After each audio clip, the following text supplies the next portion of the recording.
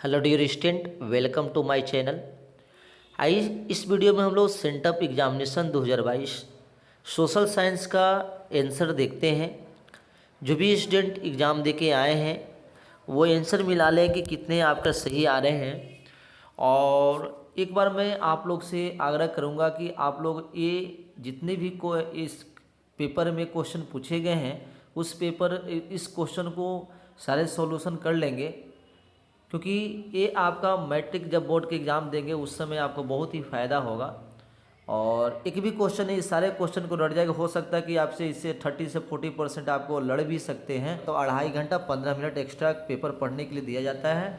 ठीक है, 80 मार्क्स का क्वेश्चन रहेंगे और आपको क्वेश्चन 80 + 32, 80 वस्तुनिष्ठ प्रश्न और 32 आपको लिखित प्रश्न रहेंगे। ठीक है, उसमें आपको कुछ लिखना है। ठीक है, 2 नंबर 4 नंबर का इस तरह क्वेश्चन आपको पूछे जाएंगे। ठीक है, चलिए सबसे पहले हम लोग वस्तुनिष्ठ प्रश्न का हल देखते हैं क्या होता है। ठीक है, पहला नंबर क्वेश्चन कह रहा है कि निम्न में से किसका योगदान सकल घरेलू उत्पाद में सर्वाधिक है। तो सकल घरेलू उत्पाद जीडीपी में सबसे ज़्यादा किसका कौन सा क्षेत्र का सबसे ज़्यादा योगदान होता है। तो ये होता है तृतीयक क्षेत्र का, जिसको सेवा क्षेत्र भी कहते हैं। ठीक है, तो पहला का सी आंसर लगा देना है। दूसरा है कि निम्न में से कौन से पूंजीवादी अर्थव्यवस्था का गुण नहीं है, नहीं कह रहा है। तब पूंजीवादी में क्या होता है, साधनों का निजी स्वामित्व, ये तो होता है, निजी लाभ भी होता है, कीमत नियंत्रण भी होता है, लेकिन सामाजिक कल्याण की बात नहीं होती है। तो दूसरा का डी सही आंसर होगा। ठीक है, नहीं कह रहा है। चलिए इंग्लिश में भी दिया हुआ है, जो भी इंग्लिश में देने वाले हैं स्टूडेंट वो भी अपना इंग्लिश से मिला सकते हैं। ठीक है, उसके बाद है कि बिहार का अधिकतर जनसंख्या जीविका के लिए किस क्षेत्र पर निर्भर होता है। तो ये आप बहुत बार पढ़ चुके हैं कि बिहार में अधिकतर जीविका किस पर निर्भर होता है, कृषि पे। तो ये पहला तीसरा का ए आंसर सही होगा इसका। चलिए चौथा नंबर देखिए, बैंक का एजेंसी का कार्य क्या, बैंक के एजेंसी का कार्य क्या होता है। तो बैंक देखो, बैंक का काम ऋण देना, जमा स्वीकार करना, बीमे के यदि लॉकर सुविधा होना, ये सब आपका बैंक का काम है। लेकिन बैंक का एजेंसी का काम है कि बीमे की किस्त का भुगतान करना। ठीक है, भुगतान, बीमे की किस्त का भुगतान। तो इसका चौथा का सी सही आंसर लगाना। ठीक है, आप लोग मिला भी सकते हैं कि आपका कितने सही आंसर आ रहे हैं। ठीक है, अगर आप गलती भी किए हैं सेंटअप एग्जाम में से कोई दिक्कत नहीं, सारे क्वेश्चन एक बार याद कर लीजिए। आपको हो सकता है कि इससे इस पेपर से आपका क्वेश्चन जरूर लड़ेंगे बोर्ड एग्जाम में। ठीक है, चलिए पांचवा नंबर क्वेश्चन क्या, भारत के किस राज्य में प्रति व्यक्ति आय सर्वाधिक है। सबसे ज़्यादा प्रति व्यक्ति आय किस राज्य में है, प्रति व्यक्ति आय की बात कर रहा है। तो वो ये हो गया आपका कौन सा, ये हो जाएगा आपका गोवा में, गोवा में। ठीक है, ठीक है, चलिए छठा नंबर क्वेश्चन का क्या है कि भारत में नई आर्थिक नीति कब लागू हुआ था। नई आर्थिक नीति की बात करते हैं तो ये आपका हुआ था 1991 में। ठीक है, 1991 में सही आंसर इसका है। चलिए उसके बाद सातवां नंबर क्वेश्चन, राष्ट्रीय मानव विकास में किस राज्य का स्थान सर्वोच्च है। राष्ट्रीय मानव विकास में सबसे किसका होगा, आपका फर्स्ट पोजीशन इसमें केरला का होगा। किसका होगा, केरला का होगा। ठीक है, ये नेशनल ह्यूमन डेवलपमेंट में NHD में है। ठीक है, सिंगापुर का मुद्रा क्या है, तो सिंगापुर का मुद्रा आपका डॉलर लिख देना है। ठीक है, डॉलर होगा। चलिए 9 नंबर क्वेश्चन है कि किस वित्तीय संस्था द्वारा साख सृजन किया जाता है। तो साख सृजन किसके द्वारा किया जाता है, तो कॉमर्शियल बैंक के द्वारा, व्यापारिक बैंक के द्वारा। तो सी इसका सही आंसर आपका होगा। ठीक है, चलिए उसके बाद देखते हैं कि किसने कहा कि मुद्रा वह है जो मुद्रा का कार्य करती है। तो किसने कहा था, ये कहा था आपके हार्टले विदर्स ने। पूरा किताब से ही आपको क्वेश्चन दिया हुआ है, आप किताब अच्छी तरह से पढ़िएगा। जहाँ जहाँ काला काला दिखा हुआ किताब में हेडलाइन हेड जो वाक्य लिखा हुआ उसी को आपको ध्यान में रखना, वहीं से आपका वस्तुनिष्ठ प्रश्न बन रहे हैं। और एक बार और मैं कह दूं कि आपको जितने भी किताब के पीछे वस्तुनिष्ठ प्रश्न दिए उसमें से तो आपको 30 से 40% जरूर क्वेश्चन लड़ेगा। तो उस बुक का जो वस्तुनिष्ठ प्रश्न दिया हो लास्ट में जो दिया उसको भी आप एकदम हर हालत में याद कर लीजिए, आज से याद कर लीजिए। जितना भी भूगोल, इतिहास, नागरिक जितना भी है सब का आपको याद कर लीजिए। उसमें से 30 नंबर से 30 ऑब्जेक्टिव क्वेश्चन जरूर लड़ेंगे। ठीक है, तो ये आपको अच्छे मार्क्स दिला सकते हैं। चलिए नेक्स्ट क्वेश्चन देखते हैं। 11 नंबर क्वेश्चन क्या है कि भारत में सर्वाधिक रोजगार का अवसर उपलब्ध कराने वाला वही होगा। सबसे ज़्यादा अगर जीडीपी ज़्यादा देने वाला तृतीय क्षेत्र होगा तो तृतीय क्षेत्र होगा ना। ये हो गया, तृतीय क्षेत्र में भी ज़्यादा अवसर प्रदान करता है। उसके बाद 12 नंबर का है, देखो विश्व का सर्वाधिक रोजगार प्रदान करने वाला कार्यक्रम क्या है, तो ये होगा मनरेगा, महात्मा गांधी वाला ये होगा। ठीक है, चलिए, सरकार द्वारा लगाए अनावश्यक नियंत्रणों तथा प्रतिबंधों को हटाना कहलाता है, तो ये होता है उदारीकरण, लिबरलाइजेशन जिसको बोलते हैं, उदारीकरण कहते हैं। उसके बाद है कि बहुत इंपॉर्टेंट क्वेश्चन, भारत विश्व व्यापार संगठन WTO का सदस्य कब बना था, तो ये बना था 1995 में। कितना, 1995 में बना था। उसके बाद है कि भारत में उपभोक्ता संरक्षण अधिनियम घोषणा कब, देखिए ये डेट जो पूछता है बहुत ही क्वेश्चन हार्ड होती है, लेकिन इसको ध्यान में रखेंगे आप। तो उपभोक्ता संरक्षण अधिनियम आपको पारित हुआ था 1986 में। ठीक है, चलिए, उसके बाद योजना आयोग के प्रथम अध्यक्ष कौन होते हैं, योजना आयोग, आपको पता है कि योजना आयोग के अध्यक्ष होते हैं कौन सा, प्रधानमंत्री। ठीक है, तो प्रधानमंत्री कौन थे, प्रथम पंडित जवाहरलाल नेहरू, तो इसका सही आंसर हो जाएगा। ठीक है, उसके बाद 17 नंबर क्वेश्चन, भारत में किस प्रकार की अर्थव्यवस्था पाई जाती है, तो ये तो सिंपल पता है, मिश्रित पाई जाती है। 18 number, poverty and British rule India किसने लिखा था, दादा भाई नौरोजी ने लिखे थे। ठीक है, बंगाल विभाजन आपको पूछता है, बंगाल विभाजन 1905 में हुआ था, सही हो गया, 19 का बी। 20वां नंबर क्वेश्चन है, मेजनी का संबंध किस संगठन से, तो ये था कार्बोनरी से। ठीक है, लगा दीजिएगा। उसके बाद यूनान की स्वतंत्रता कब मिली थी, तो यूनान को आज़ादी 1832 में हुआ था। ठीक है, लगा दीजिएगा। उसके बाद सेडोन के युद्ध में किसकी पराजय, फ्रांस की पराजय हुई थी, बुरी तरह से हारा था। रूस में ड्यूमा का गठन कब था, रूस में ड्यूमा का गठन आपका हुआ था कब, 1830 में, 1905 में कि 1920 में, तो ठीक है, तो इसका ड्यूमा का गठन कब हुआ था, ये हुआ था आपका 1905 में। ठीक है, उसके बाद है आपका अप्रैल थीसिस किसने पेश किया था, तो ये मेजनी ने किया था, किसने, मेजनी ने। उसके बाद है 25 नंबर की विश्व का पहला समाजवादी देश कौन था, ये पता है, रूस है। ठीक है, कार्ल मार्क्स का जहाँ जर्मनी में, बहुत बार पढ़े हैं। ठीक है, कार्ल मार्क्स का जो जर्मनी में, वियतनाम का राजधानी हनोई होता था, पढ़े हैं आप। ठीक है, सब आपको किताब से ही दिया हुआ है। किस समझौते के तहत वियतनाम को 2 भागों में उत्तरी वियतनाम दक्षिणी वियतनाम बांटा गया था, तो ये जिनेवा समझौता में हुआ था। उसके बाद एक कांग्रेस के किस अधिवेशन में पूर्ण स्वराज के मांग हुए थे, तो ये तो लाहौर अधिवेशन में हुआ था। ठीक है, उसके बाद है कि आपको धरासना में किसके नेतृत्व में नमक सत्याग्रह होता है, ये गांधी जी के धरासना में किसके द्वारा था, ये सरोजिनी नायडू के साथ नेतृत्व में हुआ था।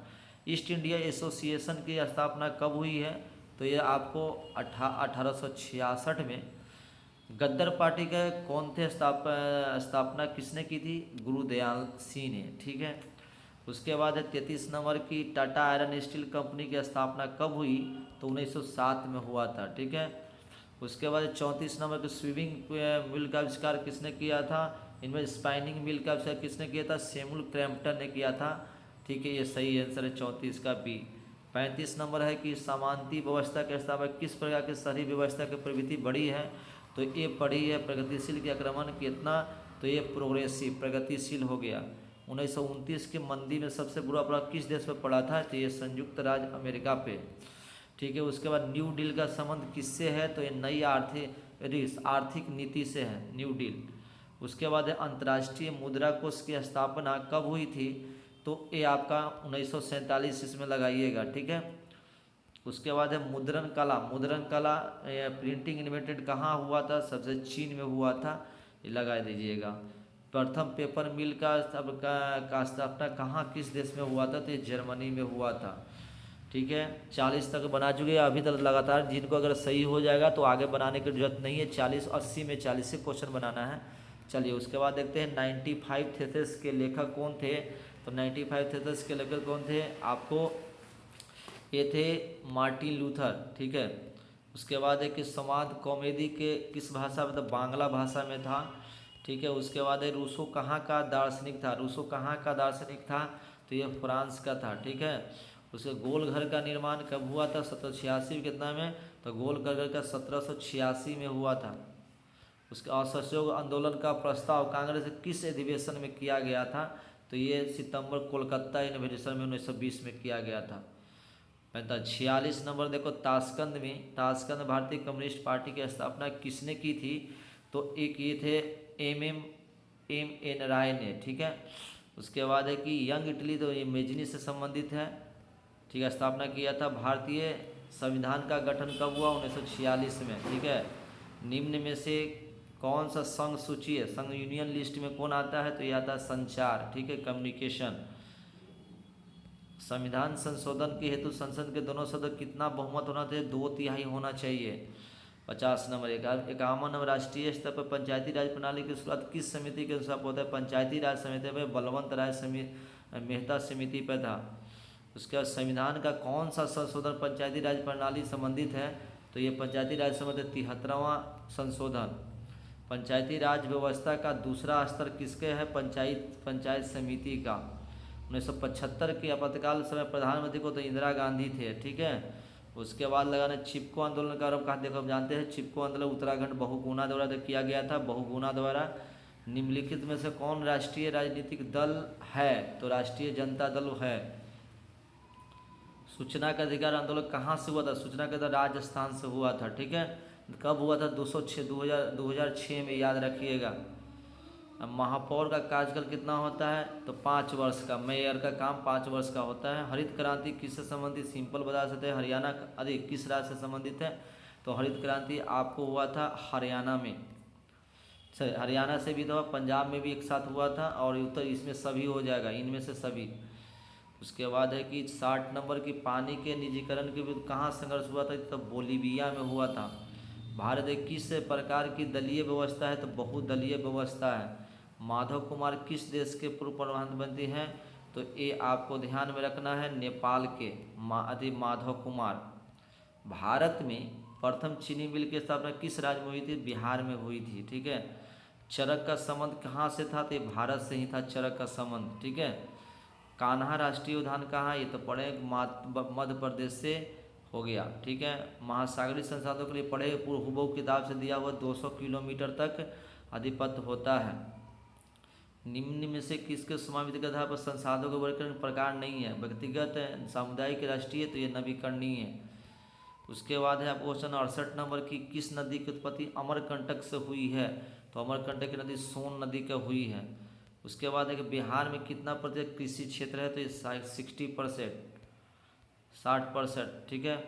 उसके बाद देखिए नेक्स्ट क्वेश्चन क्या है आपका 71 नंबर की, रबड़ की खेती के लिए कैसी जलवायु होनी चाहिए? समशीतोष्ण जलवायु नहीं, ये तो ये शुष्क जलवायु होना चाहिए, ड्राई क्लाइमेट होना चाहिए। कौन सी फसल रबी और खरीफ दोनों के रूप में उगाई जाती है? तो अरंडी, कास्टर्ड सीड।